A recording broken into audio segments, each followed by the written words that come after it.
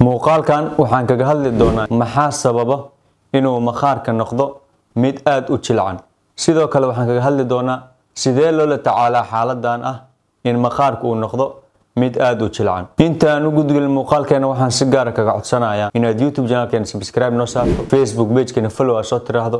haddii aad su'aal qabto qaybta hoos comment-ga nagu dhaaf waa kuu soo jawaabi doonaa insha Allah. markastoo bini'aadanka sii weynaado ama da'diisa ay badato bini'aadanka waxaa dhacdo inuu maqaarkiisa noqdo mid aad u jilcan oo waxaa soo muuqdo miin wax la yiraahdo ayaa soo muuqdo.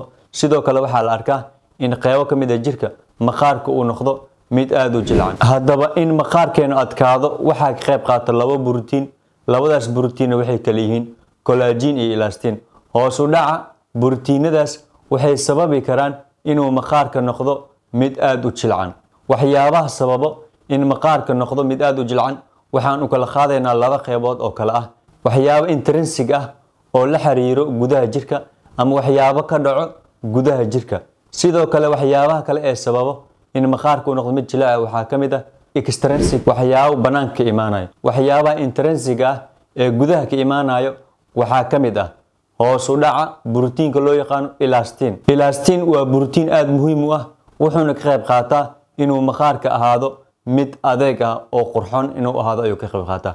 marka qofka markay da'diisa sii weynaato waxaa la arkaa inuu hoos u dhaco borotiinkaas muhiimka ee loo yaqaan elastin. sidoo kale waxyaabaha kale ee sababo in maqaarka uu noqdo jilaac waxaa kamid ah hoos u dhaca borotiinka muhiimka ee loo yaqaan collagen. sidoo kale waxyaabaha intrinsic ah ee sababi karo in maqaarka uu noqdo jilaac waxaa kamid ah in baruurta lunto ama in miisaanka jirka si aad ah u lumo. waxyaabaha extrinsic ah ee ka imaanayo deegaanka ama banaanka ka imaanayo ee sababo inuu maqaarka noqdo mid aad u jilcan waxaa kamid ah qoraxda ama ilayska qoraxda.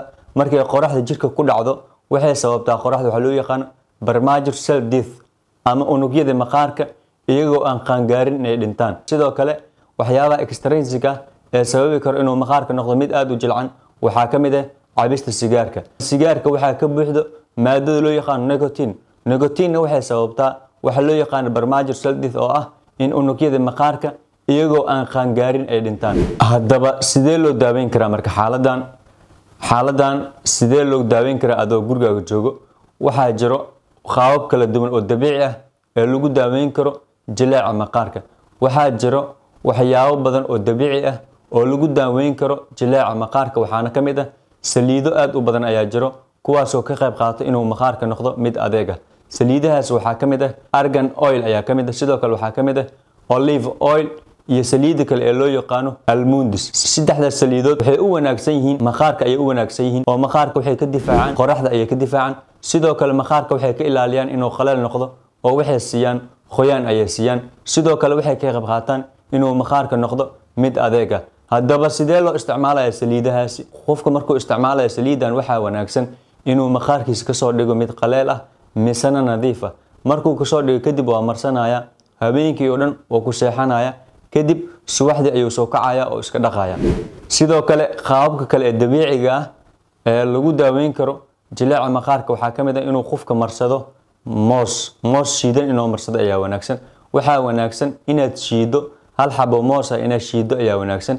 markaa shiido kadib waxaad marinaysaa qeybaha jirka ee aad u baahan tahay inay noqoto mid adeeg ah ama qeybaha u baahan tahay ayaad marsanaysaa oo jirka. markaad marsato kadib waxaad sugaysaa 20 ilaa 15 daqiiqo kadib waxaad ku dhaqaysaa biyo diiran ayaad ku dhaqaysaa. markaa ku dhaqdo kadib haddana waxaad ku dhaqaysaa biyo qabow. sidoo kale qaababka kale ee lagu daaweyn karo xaaladan waxaa kamid ah inaad isticmaashid qajaar. marka hore qajaar ayaad soo qaadanaysaa kadib oo waad fiiqaysaa. markaa fiiqdo kadib qajaarka waad shiidaysaa adoo aan ku darin biyo. qajaarka aad shiido kadib suuf ayaad soo qaadanaysaa oo suufkaas ayaad ku marsanaysaa. intaa kadib waxaad sugaysaa 15 ilaa 20 daqiiqo kadib waad iska dhaqaysaa. ugu dambeyntii waxyaabaha u wanaagsan maqaarka ama waxyaabaha lagu daaweyn karo xaaladan waxaa kamid ah tufaaxa. marka hore waxaa wanaagsan inaad tufaax soo qaadato kadib tufaaxa waad fiiqaysaa. markaa fiiqdad kadibna waa shiidaysaa. markaa shiido kadib biyaha aad ka shiida ayaa soo qaadanaysaa oo waxaa marsanaysaa maqaarka ayaad marinaysaa. waxaan ku marinaysaa suuf ayaad soo qaadanaysaa. suuf markaa soo qaadad kadib biyaha tufaaxa waxaad marinaysaa wejiga ama qeybaha u baahan tahay jirka ayaad marinaysaa.